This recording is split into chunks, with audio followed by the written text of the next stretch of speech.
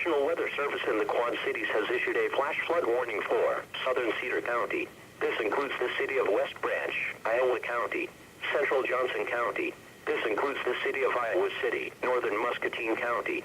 Until 3:45 p.m. Monday at 9:41 a.m., National Weather Service Doppler radar indicated slow-moving thunderstorms with heavy rainfall that will produce flash flooding along and south of Interstate 80 from near Victor to West Liberty.